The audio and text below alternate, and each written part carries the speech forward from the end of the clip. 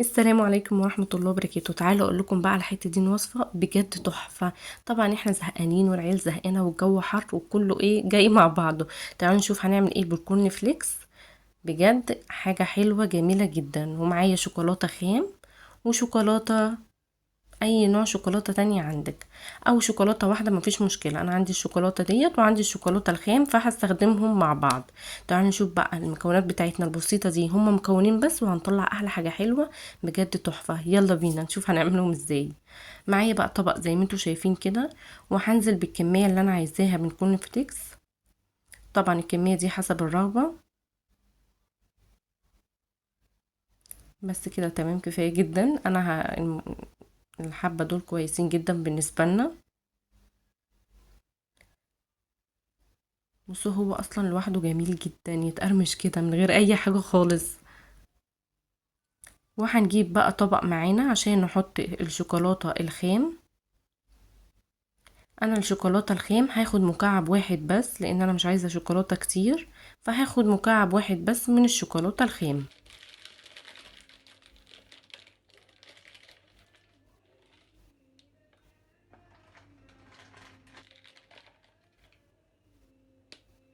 خدت مكعب واحد بس من الشوكولاتة.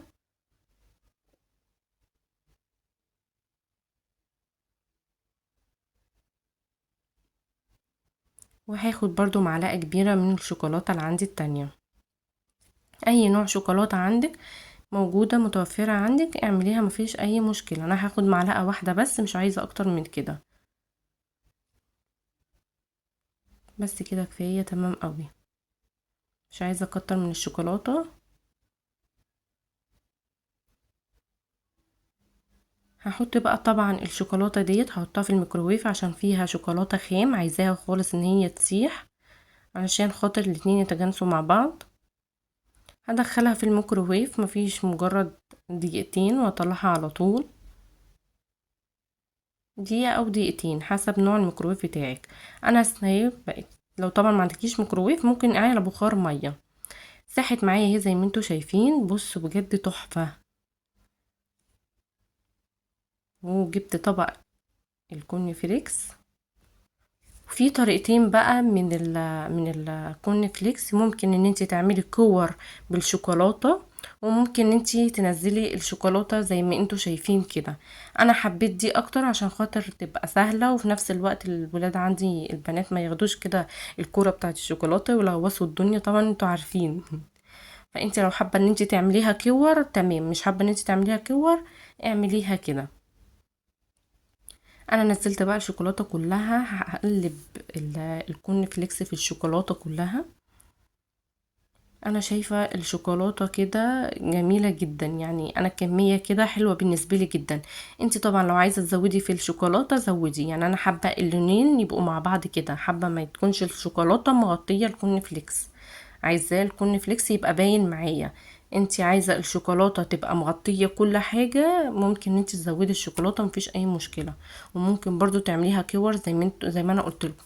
وفي طريقه تانية، ممكن قبل ان انت لو انتوا مثلا شايفين ان هو هيبقى ناشف على اسنانكم، قبل ما تحطي الشوكولاته، طبعا انتوا عارفين الكورن فليكس بيتعمل باللبن، فاعمليه باللبن الاول عشان يبقى طري، وبعد ما يشرب اللبن بتاعه حطي عليه الشوكولاته، بجد هيبقى وهم.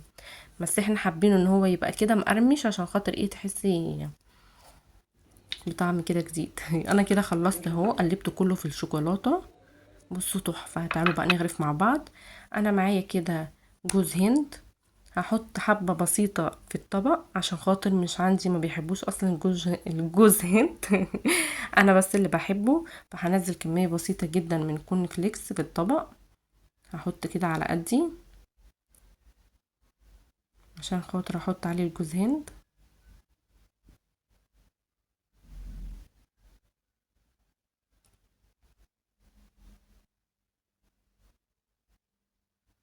تمام كده. هجيب بقى الجوز هند بتاعتي واحطه كده من فوق الوش.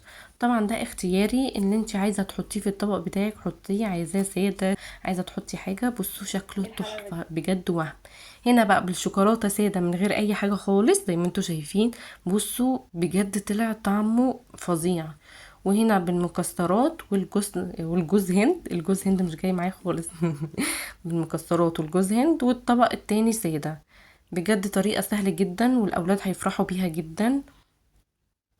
وبصي بمكونين اتنين بس عملنا لهم احلى حاجة حلوة يقعدوا يستلوا بيها، بجد تحفة. ما تنسوش بقى اللايك والاشتراك في القناة عشان يوصل لكم كل جديد بإذن الله. بس جربوا الطريقة دي هتعجبكم جدا وهتعجب اولادكم ان شاء الله.